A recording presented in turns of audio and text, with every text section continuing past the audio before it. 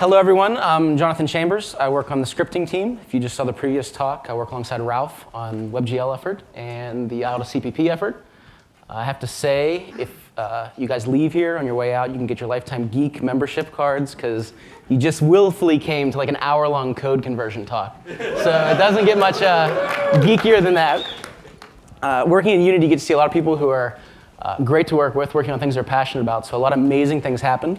But I think, I'm a little bit biased, but I think IL2CPP is a good example of Unity taking on something crazy and perhaps a little bit risky, because we think it's the best thing for you guys, our users, and it's delivering what we want to deliver to you. So with that, I'm excited to talk about it. We're going to start out with two important questions. The first is, what is IL2CPP? And the simplest way to answer that is it's the new way that we want to support scripting in Unity. The more accurate and a little bit overwhelming answer is that it's a high-performance, ahead-of-time compiler and runtime for .NET that we're implementing. And we're going to dig into what that means.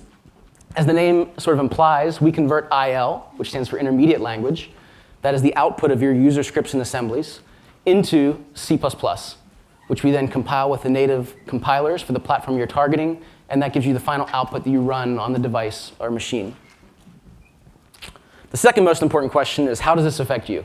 So there's sort of two answers to that. One is, it shouldn't affect you at all, in many ways at least. And that might make this a really short talk. But what I mean by that is, we like the current workflow we have. So we like the fast iteration speeds we have in the editor. We like the great .NET development environment you can work in. We like the asset store stuff you can pull down, the open source .NET libraries you can use.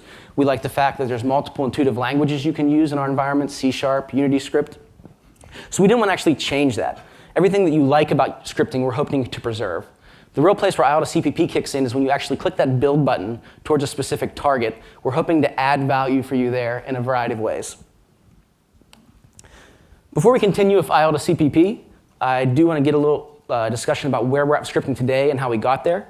About a decade ago, us at Unity decided to use Mono as our scripting engine of choice. And we did that for a lot of reasons that were good at the time and are good now. Reasons like it supports multiple platforms. At the time, it supported a variety of platforms, and we support even now, more with it now at Unity. It supported multiple languages.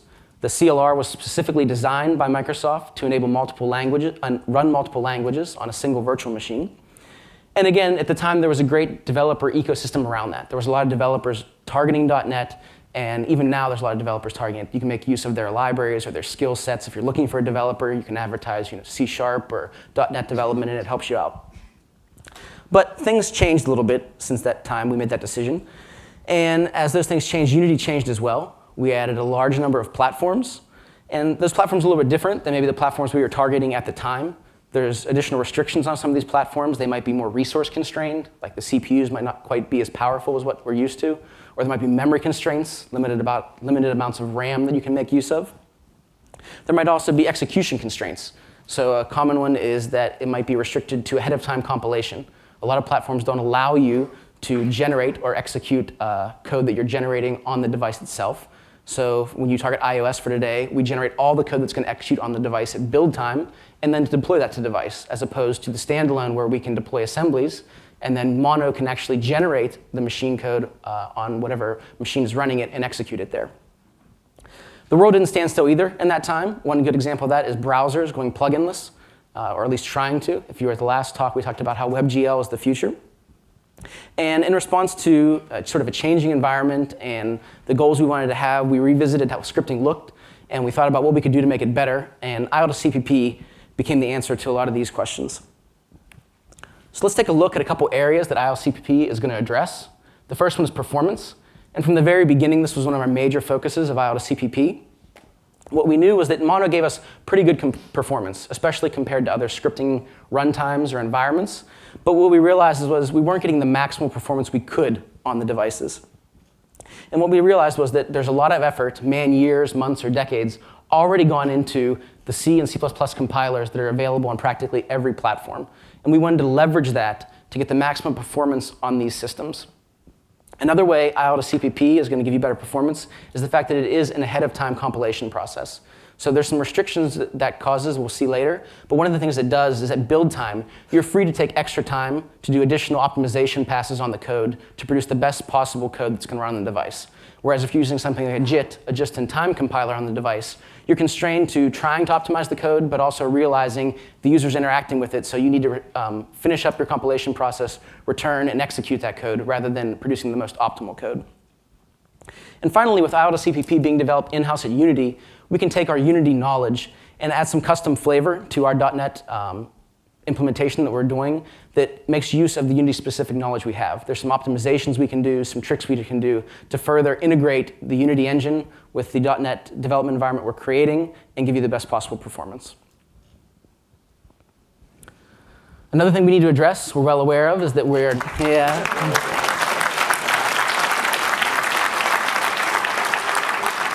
I assume that's not just for me, but so we know that we're behind the C# version that's currently out there, the .NET version that's currently out there, and even the latest Mono that's currently out there.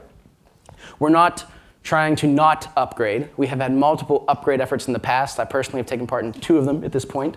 And we got stuck on multiple issues, basically licensing restrictions and platform support. When I say platform support, what that means is we support more platforms than sort of Mono out of the box does.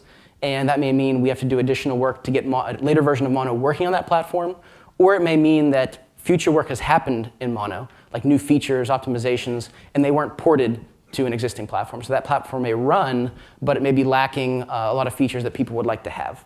So there's a lot of work to not only upgrade Mono, but upgrade it universally across all the platforms we have.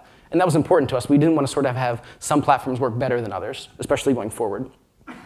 The other thing is, again, being developed by Unity, we have complete freedom on how we're going to deploy this runtime to the different devices through the different deployment mechanisms. And again, that's totally up to us. Supporting and maintenance, one of the things that takes a long time in Unity is to port to a new platform. And the majority of that time usually ends up being in Mono. Mono is quite a complex piece of software. Its approach is probably the size of the Unity engine itself, perhaps more. And while it is a C code base, what it's actually doing in both the JIT and the AOT case is they have their own code generation mechanism. So they have their own logic to emit the assembly code for specific hardware architecture. So when you go to a new architecture, like we recently went to 64-bit for our editor, there was some code in place for that, but there was also some bugs we had to fix. And if you multiply that by all the platforms we have, you see it can start sucking up time real quick. The other thing is that this is not sort of general knowledge, right? You need someone that has that hardware knowledge of what's supposed to be done, some knowledge of how Mono itself works, and then also some knowledge of how Unity expects Mono to work. So there's not a large pool of people we can pull from to do this work. IL2CPP solves this in 2 ways. There's 2 parts of C++ reporting now. One is our own version of the .NET runtime. So you'll see that IL2CPP is the conversion part and the runtime part. The runtime corresponds to the Mono runtime as it exists today. And that does things like provide services that the VM allows your code to access, things like accessing the native file system, or creating a thread, or using the garbage collector. The other part of the code that we need to convert is your user scripts. So we generate user scripts, take your user scripts, generate C++ from that. And right now, that C++ we generate has basically no platform-dependent defines in there or platform-dependent calls in there. So it's very clean, generated C++ that quickly and easily ports to new platforms. The other thing is in that runtime, that platform-specific code to create a new thread or access the file system, we already have that in Unity. So once we've ported a player to a new platform, we already have our own platform-independent APIs to do those things, and we can share those with the runtime ourselves. Right now, we have a separate code base of Mono having its own implementation of that, and Unity having its own implementation of those things. And I can't give exact details, but in previous ports, you were looking at months to years.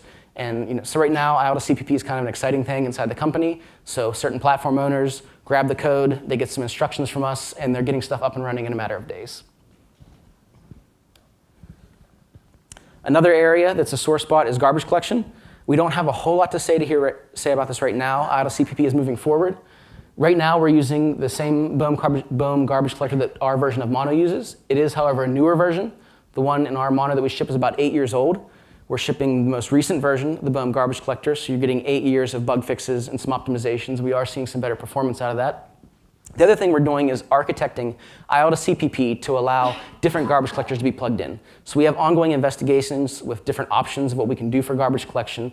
But as we bring IL2CPP forward with this current garbage collector, we're making sure that it'll be very easy to plug in other garbage collectors, particularly advanced ones that have constraints on the runtime itself.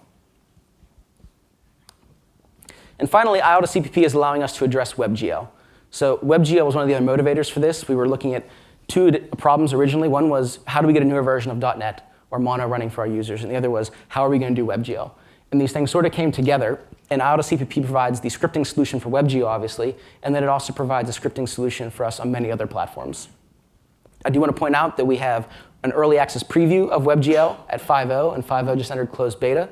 So as soon as you get that, have access to that, you'll be able to try an IL2CPP-enabled platform. And that'll be our first platform. Please try it out. It is something in progress. We do have a large test suite for it, but there are bugs, obviously, and the more you report, the more faster we can make improvements. The other thing is we are sharing a ton of code with all the platforms. So that means the bugs you're reporting for WebGL are going to be fixed on whatever platforms we target next and send out to you. I want to go over two things quickly. One is we keep saying this ahead of time or JIT compilation. In this case, the ahead of time means that the actual machine code you need to run on your target platform, again, is generated at build time. The benefits are mainly performance and even code size or memory runtime. Restriction size, memory runtime, memory usage at runtime is limited. But there are restrictions, and the simplest way to do that, to describe it to you, is to say it's like iOS today. There are restrictions on emitting code at runtime. A good example is Unity script eval or system reflection emit. You can use reflection, you just can't emit code at runtime. So don't confuse those two things. The other thing that changes is build times. It's a little bit longer than deploying your standard standalone or any other environment where Mono actually jits the code at runtime, because all we have to do is copy the assemblies to that player. This is more, again, analogous to like an iOS build. So there's some time to actually generate the native code. So you'll expect a little bit longer build times, but we expect you to sort of, again, iterate in the editor to get your game working, and then you're just deploying to the device for final testing. The other thing is to clarify the scope of work. So we're not reinventing .NET. We're not reinventing Mono. We're not trying to take on all the work. I mean, Mono's been around for about almost 15 years now, and it's a very large open source project with many contributors. We are not going to replace the Mono compilers or the Mono class libraries or all the tools or any of the .NET environment around you. We're not replacing the languages you use. All we're trying to replace is this piece at the bottom here. So previous efforts to do code conversion for efforts like the Flash port, we would actually write our own version of the class libraries in that technology. And we had some issues there. So in this case, we're converting the class libraries when we convert your user code. So you write some scripts, we convert your user code assembly, but we also convert MS Corelib and System XML, and run that on our runtime as well. So what you'll see here is we're replacing the Mono converter, basically the Mono AOT compiler and the Mono runtime with IL2CPP, which is our own AOT converter and runtime. So this is the geeky part of the talk. So we can't talk about IL2CPP without talking about IL. And I feel like there's probably a diverse group of people here. So some of you are going to think I'm not going in detail enough. And some of you are going to think, well, I don't know what you're going to think. But we're going to show it to you anyway. The way to describe IL, which stands for intermediate language, that means when you do a compile with the Mono compilers or the Microsoft C# compilers, you're not actually targeting a specific device or architecture. It generates IL, which stands for intermediate language. And that's sort of a machine-independent form of your code. And then what happens is that gets converted either via the .NET runtime or the Mono runtime or IL2CPP into a form that can actually run on a target platform. It's a high-level, stack-based virtual machine. So high-level means that the IL, the assembly code of .NET, actually understands things like types and methods and fields. So in some other, say, assembly languages, you don't access a field, you just write to a memory address. In this case, it actually knows I want to store this value in this field. And it can do things like type checking to ensure you're not trying to store an integer into an object field. It does things via a stack-based mechanism. So any sort of opcodes operate on what we call like an evaluation stack.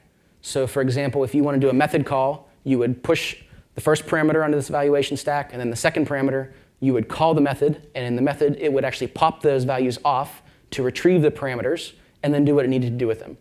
The same for something like an add operation. The add opcode takes two parameters on the stack, adds them together, and then pushes the return value back on the stack. And finally, it's a virtual machine, which means it assumes things like type safety. You can't just randomly cast one type to another. It actually ensures that it's a valid cast. Or things like array bounds checks. So if you're iterating over an array, it ensures that the index you're using is greater than 0 and less than the length of the array. So we're going to walk through a real simple example in C# and take a look at what IL generates from this. So what we see here is we declare a sum variable, and that equals the return value of a call to an add method on an arithmetic class. And in this case, we're adding 10 and 20. And then we take that value and we're going to print it out to the console.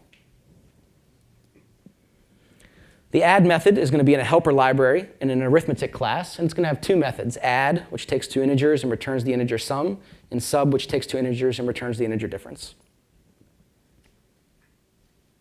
So let's start looking at the IL. We're going to do this line by line. So you see here the first line. In IL, it doesn't actually preserve your variable names. So in this case, we say sum. But what the IL actually does is just create a list of locals it can use to store temporary values in. And in this case, that temporary local for sum is the 0 one. And we'll see that at the end here. So the first thing we do is this instruction is loading a constant value of integer size onto the stack. And you'll see that's the 10 in hex. So we push 10 onto the stack. And then we're going to push 20 onto the stack. We now have two values in the stack, and we're going to call this arithmetic add method. It's going to pop the number of items off the stack that correspond to the number of parameters it has. And then inside that add method, it's going to sum them as we saw. And the return value is passed back on the stack as well. So we pop two items off the stack for the call. It does the work, and then it pushes the return value back on the stack. So right now we have 30 on the stack. And then we're going to store that in our local, which corresponds to the sum variable. The next thing we're going to do is print that out to the console. So we're going to immediately load the local that we just stored, which is reloading the sum value onto the stack. And then we're going to call console writeLine, which is going to pop that off and print it out for us. We're also going to look at the IL for the helper methods. In this case, the add takes two integer parameters, sums them, and then returns the value that's on the stack. And the same thing for the subtraction. We don't need to go through that. OK, so we have expert knowledge of IL now. We're going to see how we convert that into C++. So the first thing we do is we actually pre-process your code. So we don't immediately convert it. We do two steps. The first one is patching. And when we say avoid bad code, it's actually code that might not be supported under AOT. So we sort of have two options here. One is we could ship a custom profile that avoids anything that wouldn't work under AOT. We're not doing that yet. We're considering something like that. But what we do right now is we replace things that may call something that wouldn't work under AOT with something that we know will work with AOT. There's not many things that we do here. There's only a limited number of things that actually don't work under AOT. But for example, if you call one method, we may have written our own version of that, and we'll forward that call to that method instead. The other thing we use patching for is to help us with stripping. So the next step is stripping, and we'll see what that does. But it actually, well, let's go into it. We'll see what happens here. So stripping is trying to remove any code that we can statically analyze and prove that you're not using. And we do that for a variety of reasons. One is to reduce code size, both at conversion time to improve build speeds, and the other is deployment size, so we don't have to deploy code that you're never going to call. So what we do is we take all the code that exists that we're going to convert, and we're going to split it into two groups. And we're going to split it into a group that may be called, or we know is called, and a group that we know can never possibly be called. So in that group that's going to be called, we first put in all your user scripts, because we sort of assume that you didn't put code in there that you're not going to call. We could use our Unity knowledge and be a little bit smarter and maybe just put in the methods from monobehavior callbacks that we know are there. But in any case, we start with the user code. And then in addition, we add to that group code that Unity needs. So the Unity runtime itself has a certain subset of types and methods that it's going to call from the runtime. And we force those to be included even if you don't reference those from C# or Unity script. And finally, the IL2CPP runtime itself forces some things to be included even if you don't reference, something like a Stack Overflow exception or an index out of bounds exception. You may not explicitly do that yourself, but we want to force it so that we can raise it from the native side if we need to. Once we've done all that, we start with this group of things that may get called or is going to get called, and we iterate that and traverse it like a graph until we finish and don't reach anything else. Anything not in this group then gets stripped away. So let's look at the stripping example. We didn't do anything for patching because it's not used very common, but in our example code, we call the add method, but we don't call the sub method. So we would statically analyze, again, the user code, see that it calls add, traverse into the add, see that it doesn't call anybody, and then what we'd realize at the end is the sub method was not marked. We actually marked them as we traverse through here, and then we know that we can safely remove that, and nobody's going to call that.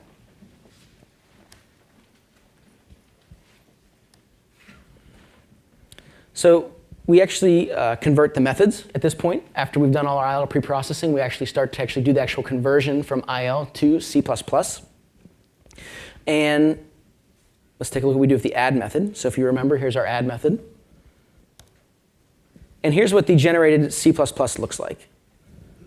So the first thing you'll note is it's not named add anymore. And in IL, all references, whether it's types or methods or fields, are actually assembly prefixed full names. So right now, we match the same for IL2CPP, which may lead to some long names, but we can guarantee they're unique because they're guaranteed to be unique in IL. So you'll see this is prefixed with the assembly name, assembly C#. Then we do an underscore, and then we prefix it with the namespace. We didn't use one here. And then we have the type name, arithmetic, and then we have finally the method name, add. You may also have additional name mangling if we do things like overloading, because there are some differences with C# overloading or .NET overloading and C++ overloading. So for example, if you just overload parameters, we can represent that in C++. But .NET allows you to actually overload based on return values, and C++ doesn't allow you to do that. In that case, we'd have to mangle the name additionally to distinguish between those two methods. So what you see here is the types are actually converted. This is a simple case where we're going from the C# type int to the native C++ type int32. If it was an object type or a class type, the variable name would actually be that. It might have been, again, if it was arithmetic, you would see something like arithmetic star, your variable name. It's important to note this is a static method. So as I just mentioned, if this was an instance method, you would take an arithmetic star pointer as the first parameter, and that would represent the object you're calling this method on. But this is a static method, so we don't have that. And then finally, you see we do the addition, and we return the value. In addition to converting methods, we also convert metadata, and that's emitted alongside the code. So metadata is descriptive information about your code. It includes the type names, the methods that a type would have, and it has all the different things like the return type of a method, the parameters. So we need to convert all this stuff as well. So here's an abbreviated version of this. We emit C structures, or C++ structures with all the information. And what you'll see, this is representing that add method again. So the type is a method info. That's our structure that we use to represent method metadata. And we name it, again, mangling it to ensure uniqueness. This is, again, the arithmetic type, the add method. The first field there is the method name. So we can look up methods or retrieve the method name if we need it. We also store actually a pointer to the generated method. So that method up there, that assembly C# arithmetic add, is the previous method you saw converted. And we'll talk about it in a little bit, but we can use that method pointer to actually call back into this method from things like the Unity engine or reflection. The next field is the declaring type. So for a method, we know what type it's on.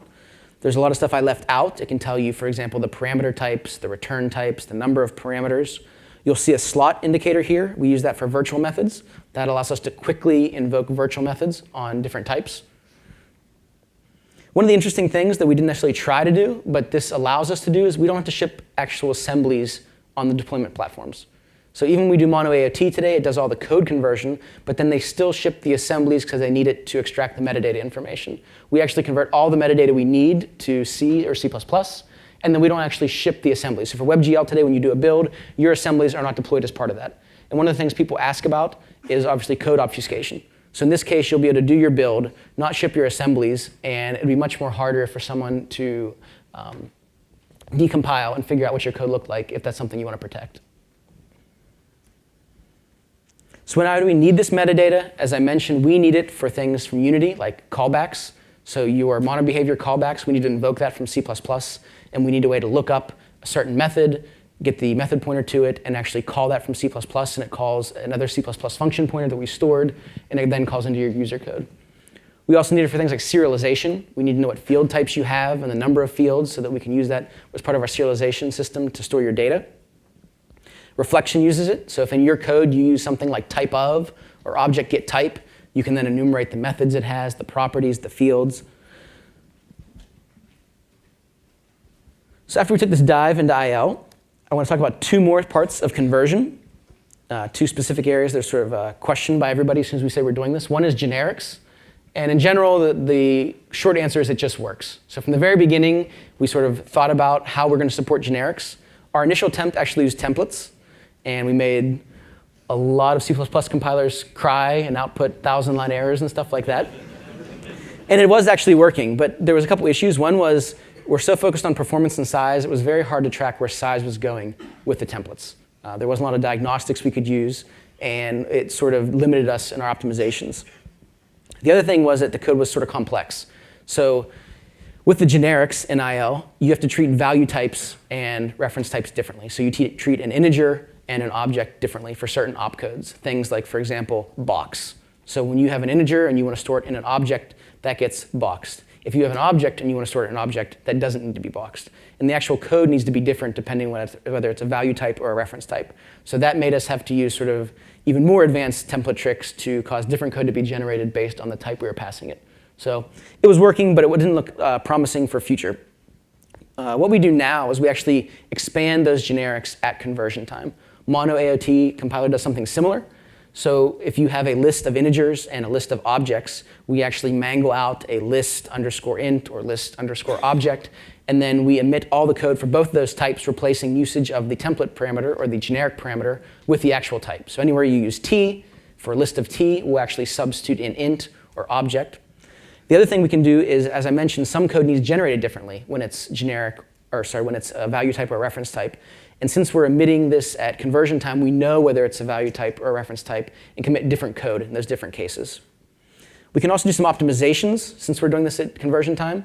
One of the optimizations that Mono has, for example, we haven't implemented yet, but it's fairly easy to do, is we can reorder fields to help the garbage collector. So if you have a type that has an integer and then an object, and then an integer and then an object, and then an integer and an object as your fields, one of the things we can do at conversion time is actually move all the object fields to the beginning and then put all the integer fields after that, because no one's actually directly accessing that memory. And that allows the garbage collector to quickly scan the fields at the beginning and then know it doesn't need to scan any further after that. Another optimization we can do for code size is generic sharing. This is another thing Mono has implemented. And as I mentioned, we do different methods for the different generic types. So you have a list of object and you have a list of string. Really, the generated code for those two things is identical, except where you reference the type information. So if you would call add on a list of objects or a list of strings, both of them are taking a pointer parameter. Both of them are using that parameter and storing it in an array. So the generated code is actually the same. The only time we need to distinguish between an object and a string is when you do something like, say, type of t, or new t, or whatever you would do where you use an opcode that uses a generic parameter. So that's something we're looking to doing. There's a way you can generate the code that additionally passes in that type information. And what we'll be able to do is share a lot more methods for all the different generic types. Another area people always ask about is exceptions. There's two basic kinds of exceptions, and we implement them differently. So explicit exceptions is what everybody thinks of. Explicit exceptions is when you say throw, new, not handled exception, or argument exception, or whatever you might throw. And that's actually in the IL stream itself. So if you look in the IL, it has specific opcodes to handle try blocks and catch blocks and finally blocks and throwing exceptions. And that's fairly easy for us to convert. We're building it on top of C++ exceptions, so we're not using them directly, but we use the mechanism to change code flow, basically, and then use our own logic to see whether the exception needs to be caught or not. This is the most portable solution. There was a couple other solutions we looked at, but this is the most easily way to support exceptions across all the platforms we want to do.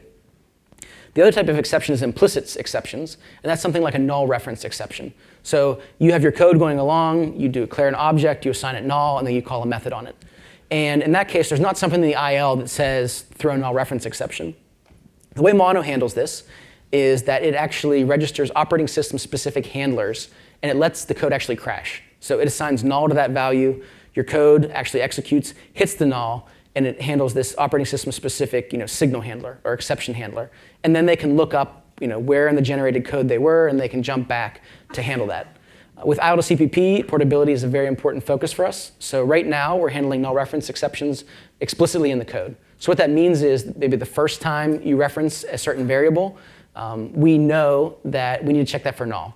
So if you declare a variable as a string and you say that value.length, we're actually going to emit in the code explicitly, check this value for null, and if it's null, throw a null reference exception. That is an option I think we can turn off on WebGL. So if you need the most performance, you can remove those checks and not pay the overhead costs for that. But if you do actually have them, you are going to basically crash. So here's the exciting part. Lucas mentioned some of this morning at the keynote. In general, it's dangerous to talk about performance numbers, because I'm sure no matter what I say, there's going to be people come up here and tell me, why my numbers are wrong afterwards. So I'm not trying to make general sweeping discussions, but at least with specific numbers. So in the general case, what we're seeing is IL2CPP does perform better than our current mono that we're shipping. So it's not by a constant factor. It depends how complex your code is. It depends what you're doing in that code. But overall, you were seeing a speed improvement. So what we're going to do is look at this specific case. In this case, I took the Mandelbrot set pseudocode off of Wikipedia, and I implemented it in C#. I didn't particularly focus on making it fast or doing anything crazy to make this perform better. I just implemented the pseudocode in C#. And let's take a look at those numbers when we convert it with IL2CPP. This is on Windows. And what you'll see, the first two columns are our current mono standalone players. So that's 32-bit and 64-bit. The performance numbers are different for 32 and 64, so I wanted to capture that. The next two columns are IL2CPP standalone. So we have internally a standalone versions that use IL2CPP. We do a lot of debugging and testing with. And what you'll see is it's 1.7, 1.8 times faster than our current mono. This is compiled release code with the Microsoft Visual Studio C++ compiler. And like I said, it's approaching 2 times speed, not quite there. But that's sort of general what we see for script-intensive code. Now, if you don't have script-intensive code, you're doing other things, you're not going to see these improvements. This is sort of the absolute improvement you're going to see in scripting performance. And then depending what else you do, that'll affect actually how much it improves your game. So it's not necessarily going to make your game 2 times faster, but it is seeing close to that for the actual scripts themselves. The more interesting thing maybe than the standalone is the performance of the WebGL converter output. And what you see is Firefox and Chrome here. These are both the nightly versions of those two.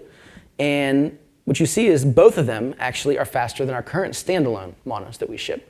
So the converted C++ running as JavaScript in these two highly performant browsers actually runs faster than the native performance of our standalone today, is the mono JIT and the performance it's using.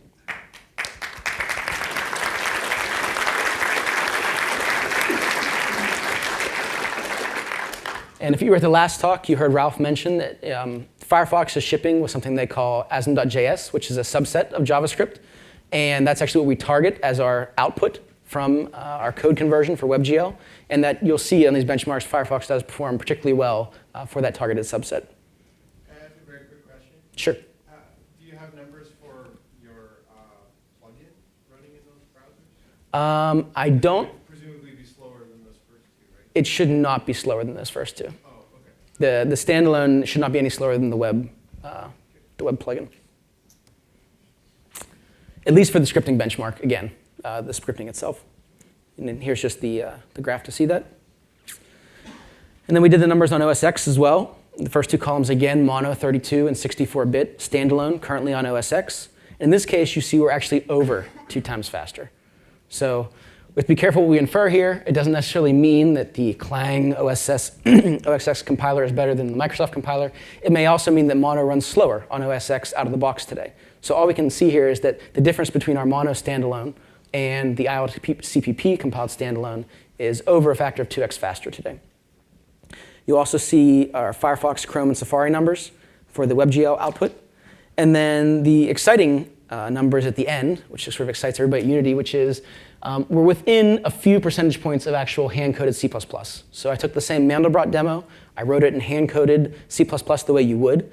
So you saw our converted C++ doesn't necessarily match the way you would write it. I wrote it the way any normal person would write Mandelbrot in C++. Compiled it with the same Clang compiler as IL2CPP with the same performance and optimization settings. And what you'll see is we're very close to hand-coded C++. And there is a little bit of performance difference there, but you also need to remember that we are, again, running in a VM. So we are safe here. So when you do something like a cast, we are actually ensuring that cast will succeed correctly. In this specific benchmark, I didn't put the code up because it's not worth seeing, but we do array access. And in the IL2CPP output, we're ensuring that when we access to store or retrieve an element from the array, we're actually doing index checking on that. So there is some overhead, which could easily explain the difference between our outputted IL2CPP performance and the raw hand-coded C++. And that's sort of, again, the key thing that Lucas mentioned was we're trying to give you the best performance possible with the type safety and the productivity of C#. So again, you would see if you accessed out of the bound your array, you would get an exception in the IL2CPP player. Your hand-coded plugin that you might have done in C++ would start overwriting memory at the end of that array to find many days later. So there's just the graph. So now we'll talk about some future work. IL2CPP is sort of an ongoing project. We have a lot of guys working on it daily, both for the WebGL platform and other platforms that will be coming out in the future. One of the exciting things is we're working on debugger. So Mono itself has a So Mono supports a soft debugger in the runtime itself, and it has a socket protocol to connect with that debugger, and that's what something like Mono Develop uses, or Unity VS, which is now Visual Studio Tools for Unity. And we are planning on implementing, and work is underway on implementing that same socket protocol. So what that means is, ideally, you would be able to deploy to IL2CPP, you would run, and Mono Develop or Visual Studio Tools for Unity would be to connect to that running player, and you would get the same debugging, actually hopefully better debugging experience than you have today. The other thing that's kind of exciting, we don't expect you to use it necessarily, but we use it all the time, is we are, again, converting this code to native C++, which means you can use things like a native debugger. So should that be something, if you're familiar with C++ and you want to do that, you can easily attach Visual Studio or LLDB to see where your code's crashing or to step through. Again, it'll be mangled. It may not be easily readable. It won't map to your C#. It'll map to the IL we convert, so it's not a one-to-one. But it is a nice option to have sort of in cases where you're up against a wall. The other thing is profiling. So I believe we already support the Unity profiler completely for our WebGL target. So you can see methods entering and exiting, object allocations, all the standard stuff you get in that normal view. Again, the other thing that's interesting is with doing a native compile, you can use the standard profilers on your platform of choice. So you can use instruments, or you can use vTune, and you can narrow down, again, where that performance bottleneck is. So this might actually be better than the debugger. The debugger might be hard to step through this generated code, but if you use a profiler, you can look at that one mangled method at the top of your hotspot, right? And you have a good idea, this method in C# is what's making my code slow. And you can go back to optimize that on the C# side. Also, generating the code ourselves and the runtime being ourselves, we're looking to add a lot more features for profiling, especially for different platforms that have different constraints. We're trying to get a lot more information out of the code we're running, where memory allocations are occurring, optimizations that we can do to avoid allocations. So there's a lot of things we can do and are looking at doing to improve the profiling experience with IL2CPP. And last, as IL2CPP is ongoing, we do have bugs, like I said, in features, but we're also spending time besides features looking on optimizations to further reduce the size of your code and improve the speed of your code. The best example of that was the generic sharing I talked about. Right now, a lot of real-world projects make an extensive use of generics that can increase the size, and something like the sharing would reduce the size noticeably for especially our WebGL exports. All right, I wanted to leave a good bit of time for Q&A. If anybody has any questions, it would be really nice if you guys could walk down to the microphones and ask. If you don't want to do that, I can repeat the question. All right, go ahead. I don't think they're going to make it to a mic. OK. So, for example, on iOS, they have different instruction set architectures now. V7, V7S, there's x86. How does the changes that you're talking about map to optimizing for those specific instruction sets? So the question was, how does what we're doing affect the different instruction sets on iOS, for example, like the 32 versus 64-bit? And for the most part, this is allowing us to not have to worry about that. So if we were bringing Mono, for example, forward to the ARM64 chips for iOS, there'd be a lot of work that we'd have to do in Mono to do a new code gen to target that new instruction set for that chip. In this case, we're outputting the C++ both for our runtime and for the user-generated code and leaving it up to the Apple client compilers. It would basically be, for us, is a different compiler switch. Which architecture you're targeting when you do your build, and that will control the output. And theoretically, you're going to get the best performing code, whether you're targeting 32-bit or 64-bit on iOS. Sure, good. OK. So what actual target compiler are you using? For the C++? Yeah. So today, we use mscripten for the WebGL part. Internally, for our standalones, right now we're working on Windows and OS X, so we make use of the different Microsoft Visual Studio compilers and the compiler shipping with Xcode for Apple, the client compilers. And then are you guys actually shipping like the Unity engine headers now? And would it be technically possible to write C++ Unity? So it's not the intention of IL2CPP to necessarily let you script in C++. But, well, first of all, back to the engine, the headers. We're not shipping the headers, so we ship the two different ways. So the standalone internally right now it ships the same way the Mono standalone works, which is we load IL2CPP and all the user code as a dynamic library. So we ship the same standalone executable for all IL2CPP players. For something like WebGL or maybe something like iOS, we would generate like a static library of the Unity engine and then link that into this at compile time, at build time, basically. But we don't need the actual Unity engine headers. Sorry, what was the other question? Would it be technically possible to? Oh, it's a C++. So we are making it easy. So for WebGL, if you missed the WebGL talk, one thing you can do is just drop a C++ file into your assets folder, and we'll actually compile that when we compile the rest of the user code as C++. And then you can put in your C# an internal call to one of the methods that you put in that C++ file, and then at runtime, that code will call directly into that C++ that's right there. So we're not scripting in C++, but we're making it very easy to access C++ from your user scripts. Any questions? Go ahead. So as it is right now in Unity, there are quite a few specific areas in the .NET library, such as link, SSL, virtual generic methods, that sort of thing, where if you compile for iOS, your app will just end up crashing when they're saying not supported in JIT or in AOT mode. Yes. Are those going to be better supported? We are trying to support them better. I think we just added some patches for SSL recently to improve those situations. The link ones I'll have to look into. We have a couple options we thought about there.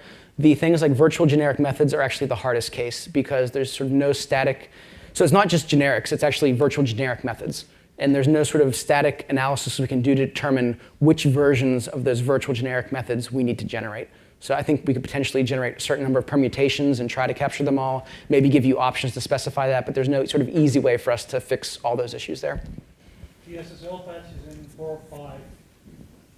Patch this. Yeah, one of the patch releases. The bug release is coming out 4.5. The SSL one's fixed there. Go ahead. Yeah, follow on to that is like the XML serializer code emits an assembly to do the serialization. Is there going to be a way to do that ahead of time? I don't think we would be providing anything like that. But if you look, a lot of the issues people hit with AOT the first time they try to go to iOS is that a lot of serializers you grab from .NET all over the place generate code at runtime. So like a JSON serializer would take your type, it would reflect it, find all the fields, and instead of just calling like set field to set the values, they're actually going to generate a method that'll take one of those objects and then set those fields directly, because it's much faster. So they generate that code and then use that at runtime. A lot of serializers now are starting to see that there's AOT platforms like this. Some, I mean, we're not extremely popular, but some people are taking care of that. And what they'll do is actually give you options and tools to actually run this code generation at build time rather than at runtime to generate the serialization methods you need. Good. Is there going to be workflow support for when you're building a project on a target platform to just generate the intermediate C++ and then compile that on yourself? Yeah, so we don't hide the C++. I mean, it's in an output directory. I think we delete it after the build just to save size on your disk or whatever, but it's not something we're trying to hide from you guys. We probably, I mean, especially for something like iOS where we already generate Xcode projects and you build that, we do have requests to do that for other platforms. It's not something we're definitely going to do, but I could easily see it making sense to, give you access to like a project that you could build yourself. Good. This project, it actually seems like it's bigger than Unity itself. Like, it seems like it's a pretty big project, right? Would it ever be spun out for other users? We don't have any plans to do that currently. So I mean, we see how that makes sense, but there's nothing we're ready to announce or discuss on that right yet. Good. So I have a question about the stripping stuff. Does that relate at all to the work you're doing in the engine to say, if I'm building a 2D project, don't pack PhysX in there, don't pack, Umbra in there. When I'm going to platforms other than WebGL, for instance, if I want to build iOS, is my total exe size going to come down with all this work? Yeah, I mean, that's the idea, is that we're not going to basically ship anything that you don't need to ship. And it's a combination of analyzing your user scripts and then also analyzing that on the engine side too. Because we need to make sure, even if you're not using it, a lot of the work we did was make sure we don't force it to be included if you're not using it. So in general, you'll get the stripping on the user side and also stripping out any of the modules at the granularity that we have implemented from the engine as well. Good. So how do you know if some meta is not also with mention? Yeah, so what we do, one thing, I don't know if Lucas mentioned it, is something Microsoft has coming out with. It's called .NET Native. It's a very similar concept where they do AOT compilation for their Windows Store applications and Windows Phone applications, I believe. And what they do is they have, I think, an XML file that specifies things to preserve. We already have something similar for iOS when we do stripping. And there's no automatic way to basically detect that you're using reflection. So we'll do the best things we can with stack analysis, and then you're going to have to figure out, I know that I'm calling this method via reflection, and we'll give you ways to specify to us, please don't link this away. But there's no sort of automatic way. Like attribute or something? Say that again? So you're going to add like an attribute? Yeah, you could also have an attribute. I don't know if we have that currently, but yeah, we would support an attribute or an external file. I mean, I'm not sure exactly what we do there, but we'll definitely give you a way to specify for that. But it is a problem that we can't realize. If you use a string name to retrieve a method, we're not going to realize that. At runtime, so what if this method is going to be actual string, and you're going to try to call it, it's going to be like no such method exception? Yeah, you're going to get like a missing member exception is what's going to happen, because you're going to call reflection, which will call into the runtime on our side. We're going to look up for that method on the type, and it's not going to be there. And then we're going to raise the missing member exception. Good? So just, again, with workflow, especially in the editor, I'm assuming that mono is going to remain there as it was, nothing's going to change, right? Yeah, the only thing would change would, theoretically, we're planning on updating it. I mean, that's what this goes hand in hand, is doing a mono upgrade, which will be used in the editor, giving access to all the new things there, and also on standalone, and then using IL2CPP for platforms where it makes sense, which is the majority of the other platforms. So could you have the option of saying, okay, yeah, I want to use mono just because my workflow is much faster right now, but then can I actually change to use the IL2CPP? Well, in the editor, it's always going to be mono. In standalone, we have like an idea we might offer both options, because maybe it makes sense that you want to take advantage of the AOT stuff for standalone, but we would probably always ship a mono version of the standalone. So iterating, I recommend you stay in the editor. Once you go to the standalone, you'll have the option, but then other platforms, you're probably not going to have the option. I mean, you're not going to have an option ever for WebGL to use mono. And going forward, once you bring a platform to IL2CPP, I can't see us maintaining mono for long, because we'd be back in the same boat. We'd have to upgrade it to the newest version that we're using in the editor.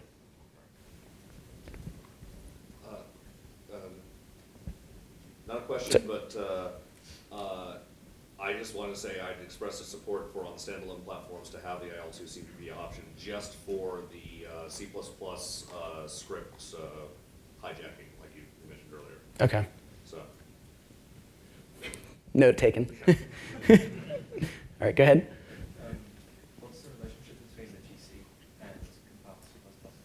So the compiled C++ code is, again, executing in a virtual machine environment. So it still depends on a GC. So you're allocating your managed objects that are represented as C++ objects, but you're using a GC to allocate that. We do have sort of a very well-defined API of where that code interacts. So there's sort of a clear contract of, there's a limited number of things we need from that GC. And BOEM doesn't put many restrictions upon us, but we're looking at other options. So if we would move forward to like a generational GC, we need to track every time we store a reference type to a field or an array. And that would require our generated code to make note of that. It would call back and say, I'm writing to this field, which is an object. And we would keep track of that. And that's, we have that in mind, and it's something on our radar. Would you also give us some more control over when GC happens and such? That's not on the radar really right now, no. Go ahead. Is there a proposed timeline for other platforms, like consoles? Nothing specific. Just WebGL is our first target, and I think we just have general rolling out other platforms. Probably iOS would be the next platform that would come out sometime in the 5 series. It makes sense for WebGL, obviously we need it. iOS makes a lot of sense because it's already an AOT platform. So people have projects that are already going to be working, and it should be much easier for them to get it working on IL2CPP rather than taking something like standalone, which may be doing all sorts of things that are not going to work on AOT, and trying to work through that. Good?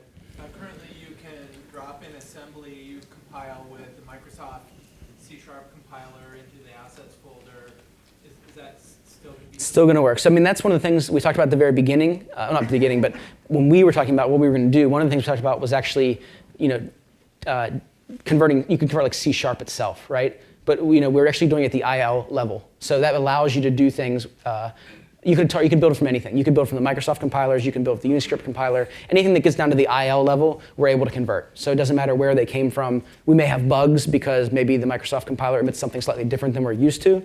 But the intention is to convert any valid assembly, to C++. Good.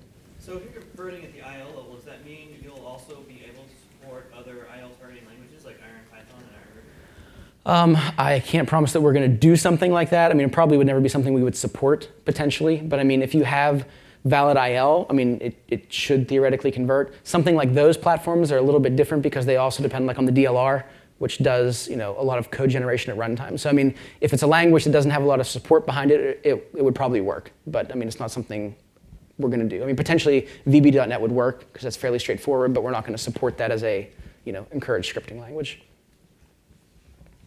Good.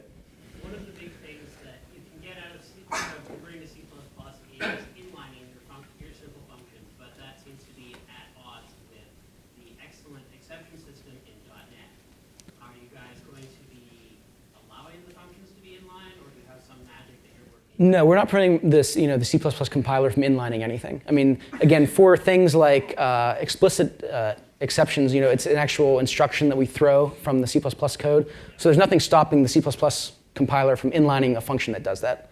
I mean, it shouldn't prevent. I mean, just as in .NET. I mean, for example, if you run C# code on the Microsoft runtime or Mono, and you throw an exception, they can actually inline methods that you throw an exception from, and your stack trace doesn't have to match, your original methods. Inlining may happen, and it may happen on, C++ as well. Go ahead. I was wondering if this is going to affect native code plugins. Like right now, you can't use one that does function overloading. So would this maybe allow us to start using stuff like that, like Xamarin Studio? It's not on the radar. I mean, it maybe, but nothing that I can say is coming anytime soon. So we don't get that for free from this? No. I mean, it wouldn't be for free. If that was a restriction that Unity has in place, there's nothing that IL2CPP is making that happen. Good. Do you see much of an impact on build times? Yes. It has an impact on build times in the sense that you're doing a C++ compilation now. So, I mean, we're doing our best. I mean, we have a full dependency tree basically from the IL of what's calling what and what's using what fields. So we have a fairly disciplined header include model. We emit the different types of different headers and only include the headers we need. We do a bulk build system, so we don't actually emit each type to its own CPP file. We emit large CPP files that improve compilation times. But I mean, we're hoping to have on par with the AOT platforms today, and we're doing everything we can to make the times faster and even potentially look at something like incremental builds. But I mean, we're aware it's an issue, but it's just it is what it is. You're going to support binarily reproducible code?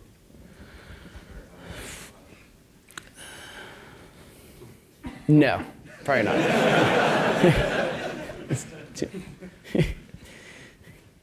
Anybody else? Go ahead. Right now, overloading can be quite slow on value types, like vector 3 or journey. Is there anything done to sort of optimize that a lot of value types are coming around?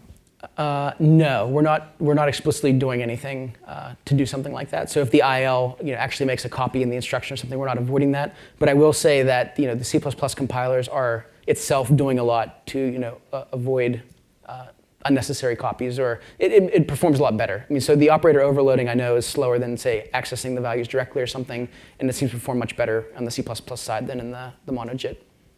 There are some restrictions, for example, in the JIT itself, just random restrictions like maybe it won't generate optimal code if a method takes a value type of a certain size. Or, I mean, there's a lot of restrictions in the code generation of the JIT itself that maybe the C++ compilers have, but in general they perform a lot better converting that code. Can you reliably detect all the generic instantiations? Yes. Such that you keep code size down? Yes, so we only convert the generic instantiations that actually exist. We find all the ones that do it, except in the case of, again, virtual generic method invocations.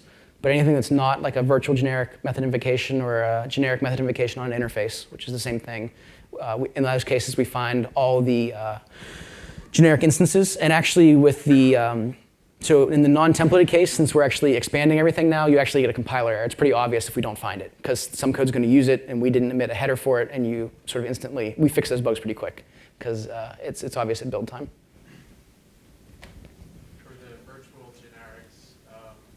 Are we going to get an option to kind of basically write those in ourselves? Yeah, I mean, we'll have to see. I mean, we obviously want to do whatever we can to support them. Whether that's if you write them in yourself and we find them, we would preserve them, I believe, today.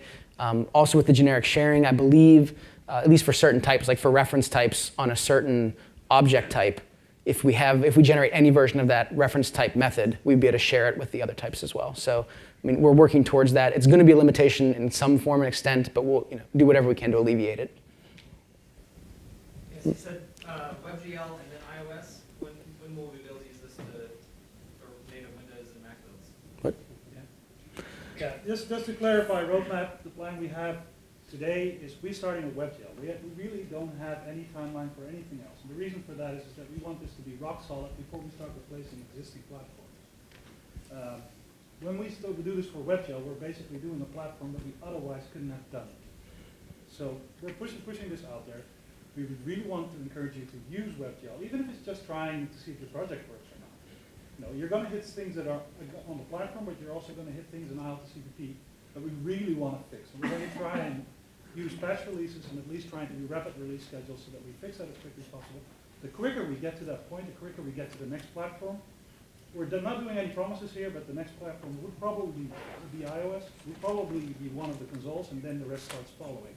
To also add on to the mono update, there shouldn't be any misconception that all first needs to be in place before we can do a mono update.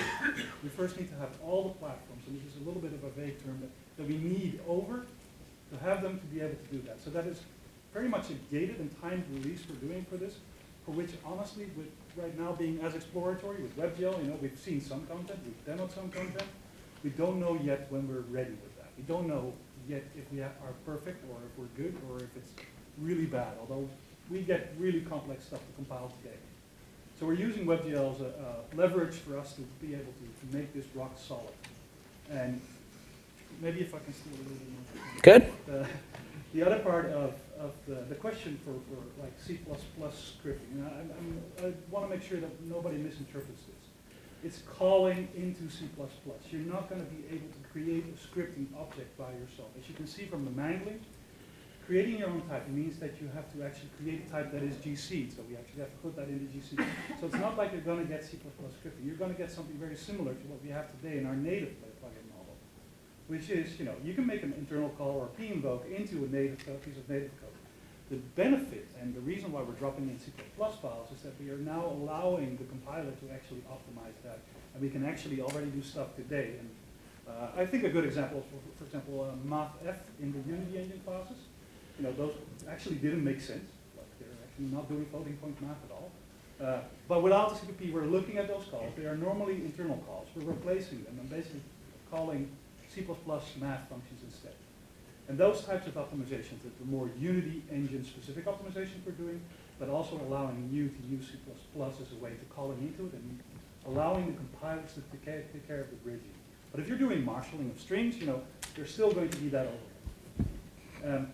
The follow-up question I would have, now that we have... Sorry, for those of us up back, could you repeat the question? So to iterate on that, WebGL is the only platform that we're promising as of today that will use IL2CPP. If we had to think what we would do next, it makes sense to do something like iOS and maybe a console, and then platforms following that. Also, what was the other thing?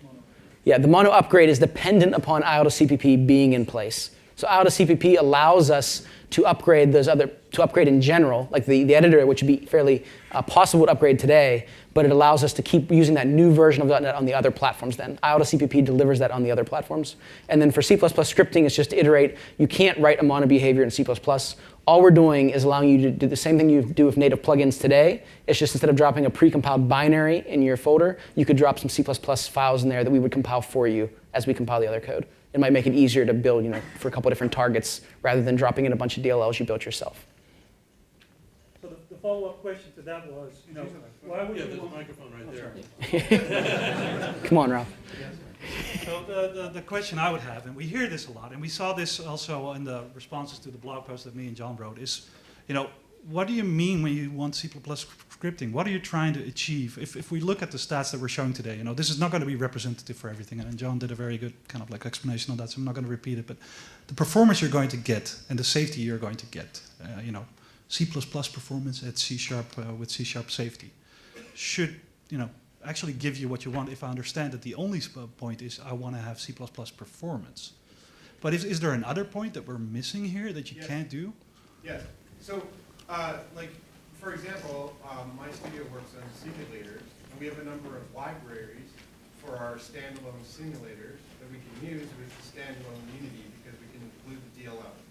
But we don't have source code access to those DLLs, and so we cannot ship those simulators on the web. If you're saying that we can drop those DLLs or this files, and you guys can actually link it together, then that means it would run on So that would work. If you had the source, that would actually work the same way as the other platforms do. What we're saying you can't do is write a mono behavior in C++. Yeah, and we're But- not interested in that. But no, but you wouldn't need to. Like the use case you just gave, you could take the source code if you had it, drop it in there, and we would be able, your mono behaviors would have to call into that the same way they do on the standalone. Yes. Okay, so that's possible. We're saying that's possible. Yeah, but I guess the thing we're trying to understand, and we saw this like in feedback on the forums, we're there, we read all that, but we just never got an answer to why you'd want that with this in place. So if there's anyone here right now that can tell us, that'd be great. But so far, better. we'll do the flame war somewhere else. I think that one of the accessibility factors and one of the really nice things about Unity is actually C#. It's one of our primary strengths.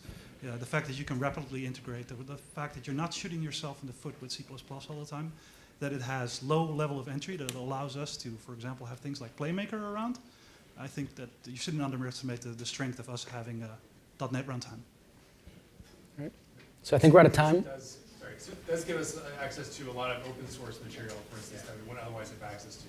So, for instance, one thing that we did was implement a very high-tech, cutting-edge video codec that was only available to us through a special arrangement in a C reference library. So that's just math, and it would work fine if we could have dropped it in. But what we had to do instead was deploy DLLs for all different platforms we were supporting and try to get those in, and that works now on every platform. Sure, I mean, that's always going to be the case for any kind of code. I mean, whether you compile it yourself to all these different libraries or the different architectures, or, I mean... Sure, I'm just saying that the language matters in that case, right? There's less work for us to do if we're not having to port it to another language first. And then... All right, I'm going to take one more question. I think we're out of time.